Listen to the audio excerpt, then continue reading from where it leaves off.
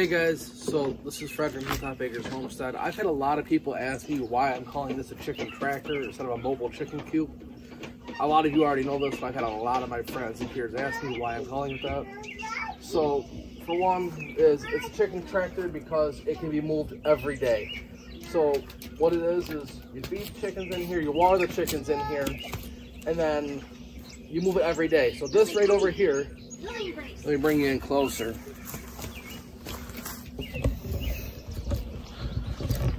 Okay guys, so this is where the chickens were yesterday.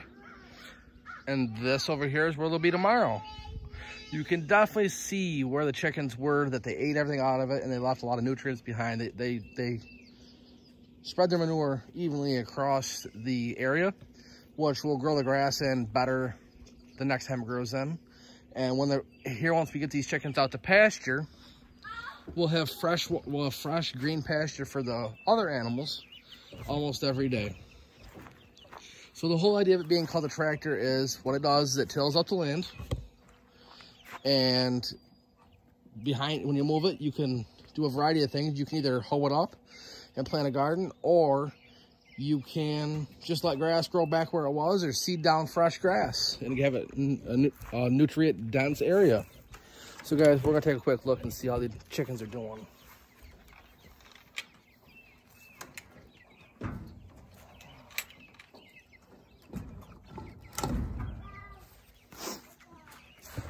So guys, this is what the chicken tractor does. You open it up.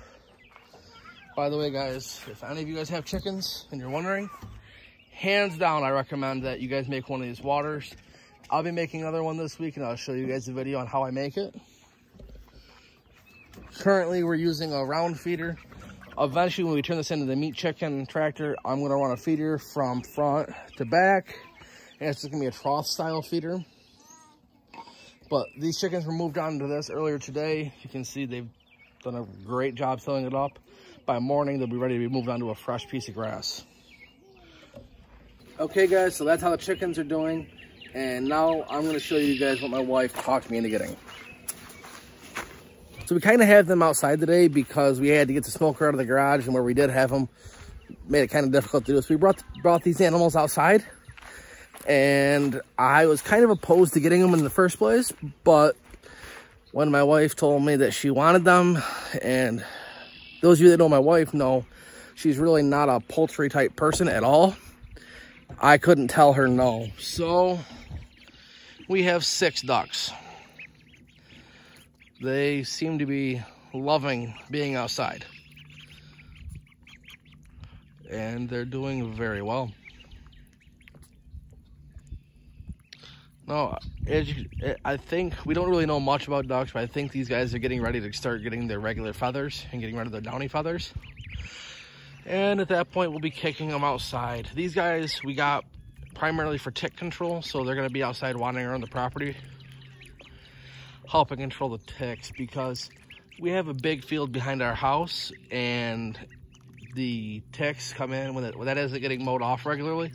The ticks come in, and we have a major tick problem during the summer until the farmer mows the field, and it goes away until it grows back up. All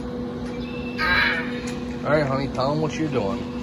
All right, guys, so I am starting some peppers, and I have in this tray, I'm starting broccoli, cabbage, and iceberg lettuce. I'm starting some soil blocks here. So by the way, if you guys look in the tray she's working on right now, you see that there's 2 different shades of soil blocks. That's because we made a couple of them yesterday. They got a little bit dry. So we're going to water them all down here in just a second anyway. Well, that's what we're doing in the homestead today. Chickens, ducks, and we have another animal surprise coming next week. Yeah. Alright guys, so these are the Roma tomatoes that I started a few weeks back. So they are getting pretty big, and our last frost date here in New York isn't till May 20th, I believe. So I'm going to replant these into some pots just so they're a little more sturdy at their bases. Alright, so I have my soil here. In our video a couple weeks ago, I showed you how we do make our own soil. to get it nice and moist so I can start replanting some of these. So some of these did not germinate.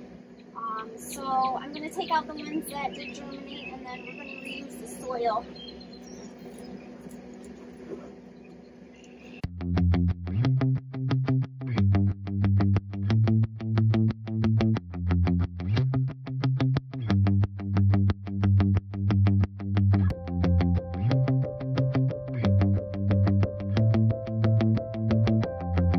So I'm going to label my pots because we do have other types of tomatoes down cellar, and I don't want to get them all mixed up.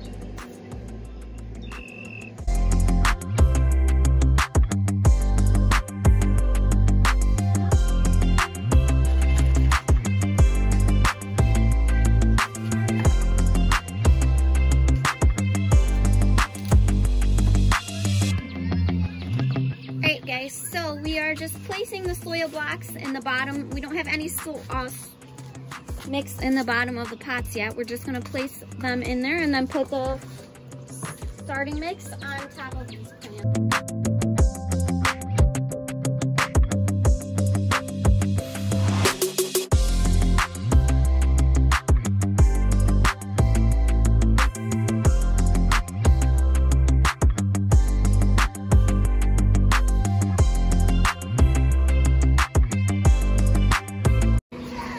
We do feel like the grow lights are helping out a lot compared to previous years where we haven't used grow lights at all. I feel like the plants are much more sturdy and a lot more green than last year when I just put them in the window. So I do feel like they are helping out a lot.